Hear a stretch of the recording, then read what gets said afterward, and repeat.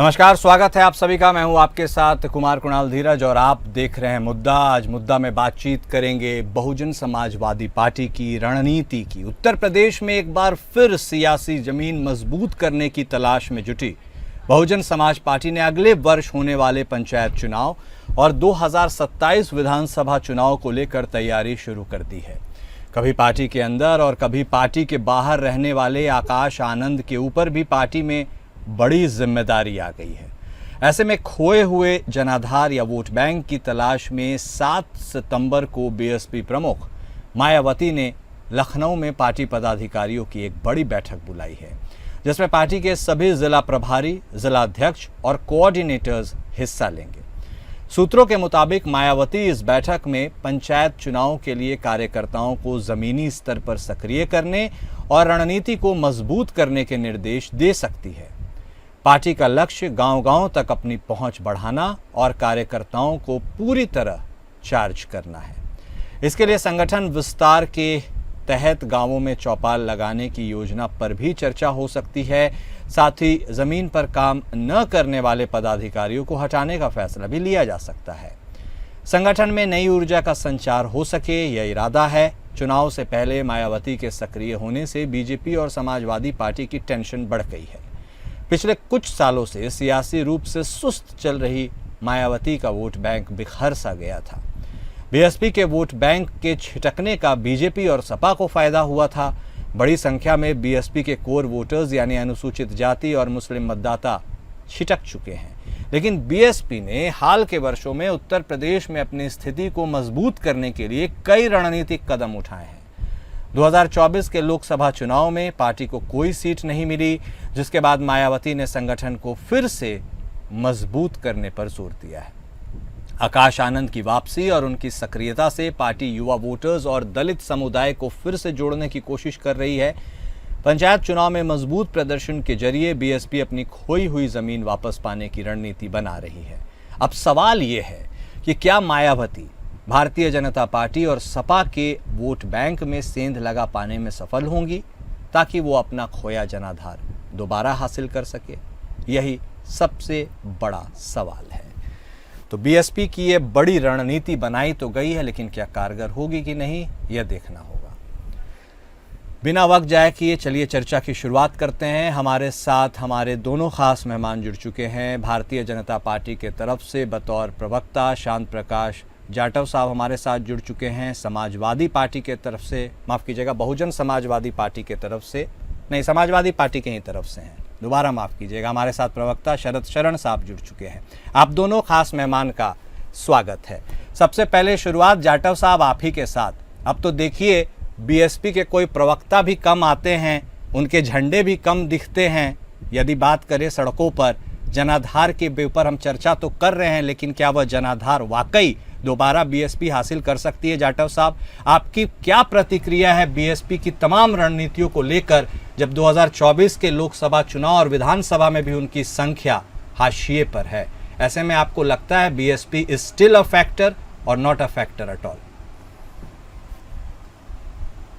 कुणाल जी, जिस तरीके से बहुजन समाज पार्टी का एक पीछे 80 के दशक में एक जो माहौल था, और सही मायने में उस वक्त में इन्होंने जिस तरीके से जातिवाद को लेकर के तलक तराजू तलवार मारो के जूते चार, इस प्रकार के समाज को बांटने के जो नैरेटिव गढ़े और उससे एक वर्ग जो है इनके साथ में इकट्ठा हुआ, उसको फिर थोड़ा सा इन्होंने और थोड़ा सा वो बदला, मुस्लिम समाज को भी जोड़ा और बाद में फिर ये ब्राह्मण समाज भी इनके साथ में जुड़ा। तो ये एक बहुत सरल और आसान तरीका उन्होंने अपनाया समाज को बांट करके राजनीति करने का। इनके काम के पीछे किसी तरीके की आइडियोलॉजी नहीं थी कि इनको समाज का उत्थान किस तरीके से करना, तोड़ना इनकी आइडियोलॉजी। और स्वाभाविक बात है, जो तोड़ने की नीयत से काम करता है वो स्वयं टूटता है। ये बहुजन समाज पार्टी की स्थिति को देख करके आज हमें साफ तौर पर दिखाई दे रहा है। आज बहुजन समाज पार्टी जो है वो अपने अस्तित्व को बचाने के लिए प्रयास कर रही है। कोई इन्होंने नेता नहीं दिए, और नेता देते भी कहां से? लोग आइडियोलॉजी के साथ जोड़ते हैं, आपके पास कोई आइडियोलॉजी तो है नहीं। आज मायावती जी ने जिस तरीके से समाज को डिक्टेटरशिप से मुक्त करके लाना है, आगे बढ़ाना है, ऐसे में वो स्वयं डिक्टेटर बन गई। आज बहुजन समाज पार्टी से उन्होंने एक ऐसा व्यक्ति नहीं तैयार किया जो इस पार्टी का नेतृत्व कर सके। हम इतने समय से मजाक देख रहे हैं, केवल मायावती जी आती हैं और बाहर निकल करके और संबोधन करके चली जाती है। जिस प्रकार से रानी एलिजाबेथ का व्यवहार वैसे मायावती जी का, ठीक है, उनके समाज के लोग खुश होते होंगे। ज्यादातर मैं भी जिस समाज को बिलोंग करता हूँ, मेरे समाज के लोग भी उनके सपोर्टर हैं जी। फैक्ट ये है। तो इनफैक्ट क्या है कि एक बहुत बड़ा वर्ग जो है इनकी इस कार्यशैली से बहुत ज्यादा खुश नहीं। आकाश आनंद जी को जिस तरीके से इन्होंने अपना आगे का जो काम देखने के लिए नेतृत्व देने का प्रयास कर रही हैं। आकाश आनंद तो हमारे से बहुत छोटे हैं ना।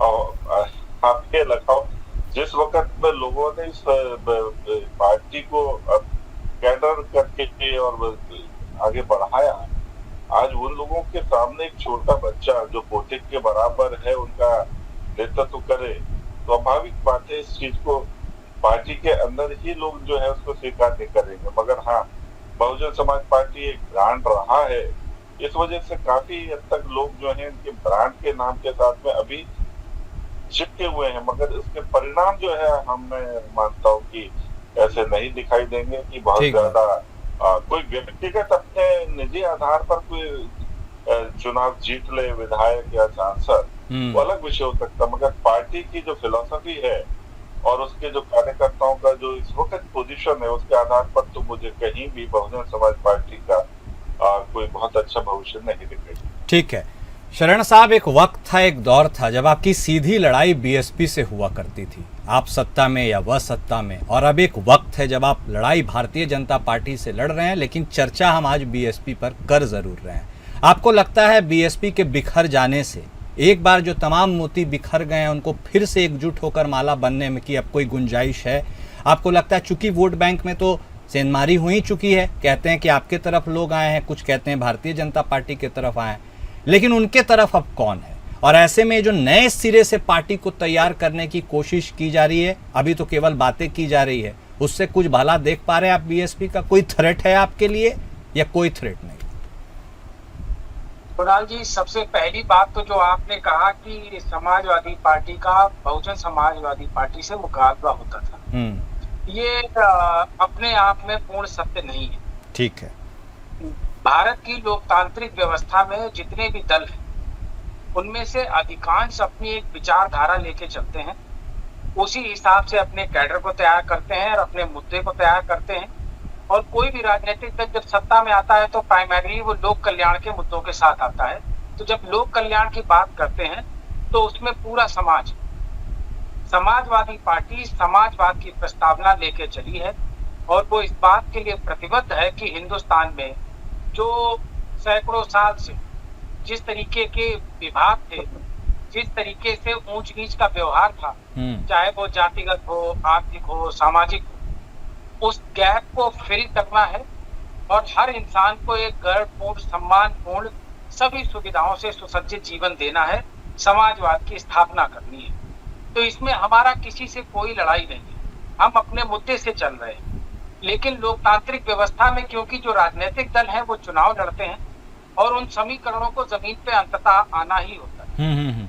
फिर भी अगर लड़ाई की आप बात करें तो बहुत संकल्पित मन से समाजवादी पार्टी का हर कार्यकर्ता आपको स्पष्ट आवाज के साथ मिलेगा कि भारतीय जनता पार्टी के साथ ना हमारा कोई संबंध हो सकता है, ना कभी समझौता हो सकता है। क्योंकि जो हमारी लड़ाई है वो असल में शोषक के खिलाफ शोषितों की लड़ाई है। और जो मनु महाराज का जो सिस्टम बना हुआ है, उस सिस्टम की कर्ता धर्ता आज के वक्त में भारतीय जनता पार्टी है। राजतांत्रिक सोच के साथ चलते हैं और जो पुराना शोषण का सिस्टम था उसी को कहीं ना कहीं पुनर्स्थापित करने के लिए वो निरंतर प्रयासरत हैं। और एक नायक के माध्यम से, एक सोच के माध्यम से देश चलाने के बजाय वो लोकसभा में एक डंडा रख के लोकसभा चलाना चाहते हैं। उसके नामकरण अलग अलग तरीके से कर सकते हैं, इन लोगों ने उसका नाम सिंगोल रखा हुआ है, इसमें कोई शक नहीं। लेकिन हमारी व्यवस्था में डंडों का और लाठियों का इस तरीके से रूपांतरण करके लोकसभा जैसे जो हमारी लोकतांत्रिक व्यवस्था का मंदिर है वहां पे स्थापना करते हैं, ये इनका असली चेहरा है। और मैं समझता हूँ, जितना मैंने अपने बचपन से देखा है, समाज में देखा है, परिवार में देखा है, बड़ों बूढ़ों के बीच में देखा है, बहुजन समाजवादी पार्टी ने भी बाम सेब के माध्यम से, DS4 के माध्यम से निकल के आई है। उन्होंने बहुजनों की लड़ाई लड़ी, तो हमारा और उनका दर्द साझा है, हमारी और उनकी तकलीफें भी साझा हैं। लेकिन राजनीतिक जो व्यवस्था है हमारे लोकतंत्र में, संविधानिक के मात है, उसमें ये ऊंच नीच, अप डाउन, लेफ्ट राइट, ये सब चलता रहेगा। बट मोटी लड़ाई जो मनु महाराज की व्यवस्था है उसके ही खिलाफ हमारी भी है। शायद बसपा थोड़ी सी मनु महाराज के ही फेर में आके थोड़ी भटकी है और थोड़ी फंसी हुई है, उनको निकालने की जरूरत है। चलिए, कम से कम एक कंसेंसस तो बना आपके लिए भी। आप ये मानते हैं कि लड़ाई बीजेपी से है, बीजेपी भी बीएसपी को कोई फैक्टर नहीं मानती है। इसका मतलब धरातल पर बीएसपी की एग्जिस्टेंस महज कागजों पर नजर आ रही है। ताकत तो वो लगा रहे हैं, कितना असरदार होगा यह देखना बाकी है अभी। आमतौर पर प्रायः यह आरोप आप पर लगाया जाता है विपक्षी पार्टियों की तरफ से कि आपकी बी टीम के रूप में बहुजन समाजवादी पार्टी काम कर रही है। आप इस पूरे स्टेटमेंट को या इस पूरे जो आकलन किया जाता है बीएसपी का आपके साथ का, इसको आप कैसे देखते हैं और क्या आपको लगता है और क्यों विवशता है मायावती की? ऑलमोस्ट हाशिए पर जा चुकी वह पार्टी है, अब उनके पास कोई बड़ा विजन नजर आ नहीं रहा है। ऐसे में क्या मजबूरी हो सकती है कि केवल चुनाव के पहले सुगबुगाहट उनकी तेज हो जाती है और फिर पूरे कोर्स ऑफ टाइम में वो शांत से पड़े रहते हैं? ऐसी क्या विवशता है, आपको क्या लगता है?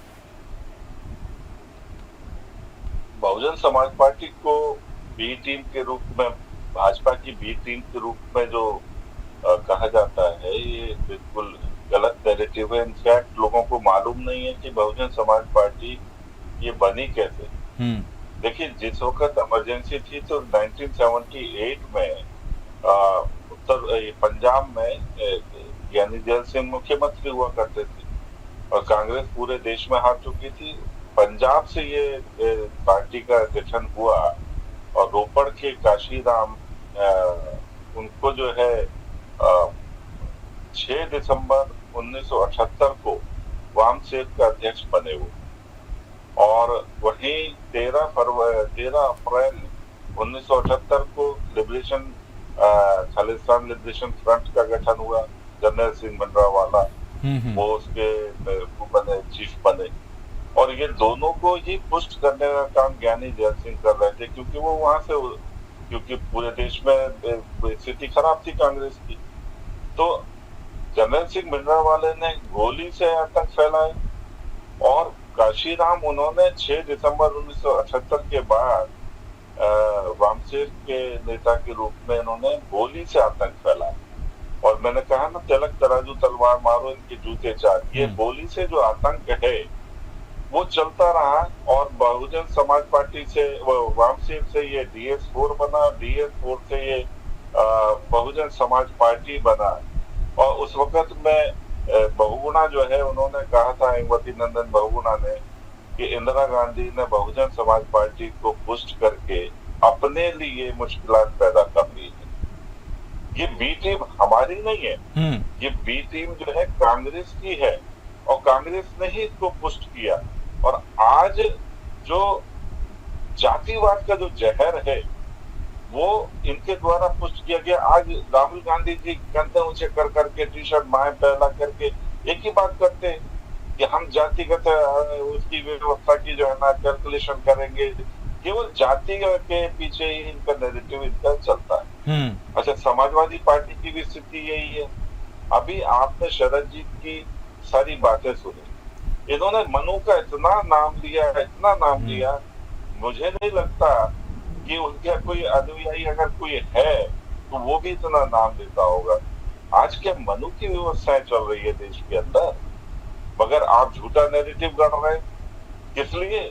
क्या मतलब भारतीय जनता पार्टी में सब धर्म के लोग नहीं है, सब जाति के लोग नहीं है, और देश के हर एक व्यक्ति को जो है ना ये पार्टी सारी सुविधाएं दे रही है, सरकार सारी सुविधाएं दे रही है, मगर ये नैरेटिव क्या कर रहा है मनु का।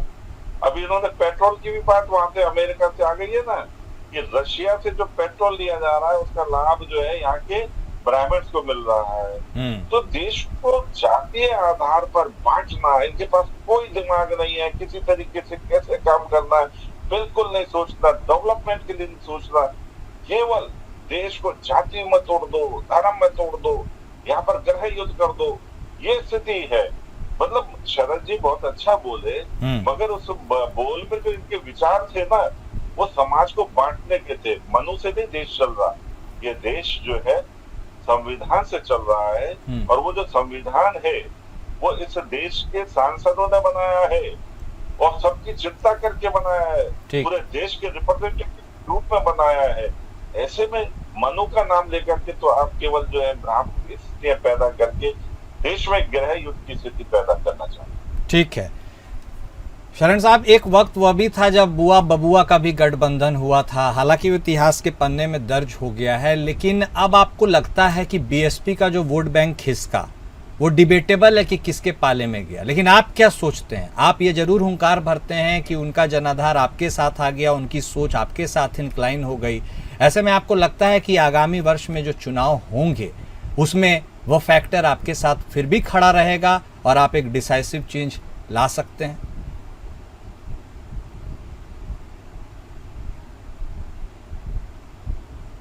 अनम्यूट कर लो शरण साहब, अनम्यूट कर लीजिए आप अपना। क्षमा चाहता हूँ, मैंने म्यूट किया था ब्रेक में। जी जी। जो आपने बात कही है बदलाव की, तो जो समाजवाद की निरंतर संघर्ष है उसके बदलाव का फर्क देख लीजिए। मैं किसी पे व्यक्तिगत आघात करने के मकसद से नहीं कह रहा हूँ, लेकिन शांत प्रकाश जी लगातार कह रहे हैं कि जाति नहीं है, जाति नहीं है, और मेरे को जो आपके चैनल पर उनका नाम पढ़ने में आ रहा है वो शांत प्रकाश जाटव पढ़ने में आ रहा है। ये एक सिंबोलिज्म है जो भारतीय जनता पार्टी जिसकी पोस्चरिंग कर रही है कि भारतीय जनता पार्टी में दलित समाज भी है, इसको बताने की जरूरत है, इसलिए सरनेम यूज हो रहा है। आपको मेरे नाम पे सरनेम दिख रहा है, आपको आपके नाम में सरनेम है, और आपके नाम पे सरनेम क्यों नहीं है ये भी आप जानते हैं। मुझे लगता है परिवार के संस्कार रहे होंगे, आपको जाति भेद से दूर रखने का प्रयास रहा होगा, या शायद ये स्वयं का आपका विवेक रहा हो। लेकिन इतना हम सबको इस पटल पर स्वीकार करना पड़ेगा कि हमारे समाज में जाति का एक बहुत बड़ा असर है, क्योंकि हजारों साल से इसी वर्ण व्यवस्था से हम हिंदू समाज में पैदा हुए हैं, फलित हुए हैं और पोषित, और हम सबका ये साझा संघर्ष है कि हम जातिवाद को समाप्त करना चाहते हैं। लेकिन जातिवाद को समाप्त करने के लिए भी जातिवाद में ही उतर के इसका फैसला होगा। कारण जो शोषित समाज है, दबा कुचला समाज है, जब तक उनका हक और हिस्सेदारी नहीं मिलेगी तब तक समाजवाद की स्थापना नहीं हो सकती। इसीलिए हम लोग लगातार कहते रहे हैं कि जो ब्रिटिशर्स ने कास्ट सेंसस का सिस्टम बंद किया था और हम लगातार सिर्फ सेंसस पे चलते रहे, कौन क्या राजनीतिक दल क्या कहता रहा है, इतिहास से हमें सबको सीखना चाहिए, लेकिन वर्तमान परिस्थितियों में उसको अनुकूल करके उससे लेसन्स भी डिराइव करने होते हैं। तो आज की वक्त हम उस दरवाजे पे और उस मुहाने पे खड़े हैं कि हमें यह अवलोकन करने की जरूरत है कि आखिर 80 साल की स्वतंत्रता के बाद इस देश में किस किस समाज के पास क्या पहुंचा है। जब तक आपके पास सेंसस नहीं करेंगे, आपके पास डेटा नहीं होगा, आपका जो पॉलिसी कमीशन है वो बजट का डिस्ट्रीब्यूशन और यूटिलाइजेशन कैसे डिसाइड करे। तो इसलिए हम कह रहे हैं कि कास्ट सेंसस कीजिए, सभी समाज के लोगों की गिनती कीजिए, उनकी आर्थिक स्थिति, सामाजिक स्थिति का अवलोकन कीजिए, और फिर सब लोग बैठ के तसल्ली से रास्ता बनाइए कि अभी भी क्या क्या कमियां बची हैं, क्या खामियां बची हैं, उनको पूरा किया जाए। और जाति व्यवस्था जब सब बराबर हो जाएंगे तो स्वतः दूर होगी। तो बीजेपी ने हामी तो भर दी है, वह भी आपके साथ इस मुद्दे पर खड़े हैं, फिर भी संशय है क्या? जी, बीजेपी ने भी तो हामी भर दी है कास्ट सेंसस को लेकर, वो आपके साथ खड़े, वो तो कह रहे हैं वो करवाएंगे, फिर भी कोई मन में संशय है क्या? हमारे कुछ प्रतिबद्ध वचन हैं समाजवादियों के, हाँ, उनमें से संघ की मानसिकता और संघ का राजनीतिक संस्थान भारतीय जनता पार्टी, इसके विषय में हमारा कोई संशय नहीं है। संघ बहुत अच्छी बातें करता है, इसमें कोई शक नहीं, लेकिन यकीन मानिए संघ एक ऐसा संगठन है, खैर वो रजिस्टर्ड नहीं है और उनका इतिहास राष्ट्र के प्रति, राष्ट्रीय ध्वज और राष्ट्रगान के प्रति क्या रहा वो जनमानस जानता है तो हम उसको पीछे छोड़ देते हैं, लेकिन जनता ये जानती है कि वहां पे हर ब्राह्मण भी सर संघ चालक नहीं बन सकता, उसके लिए चित पावन ब्राह्मण होना जरूरी है।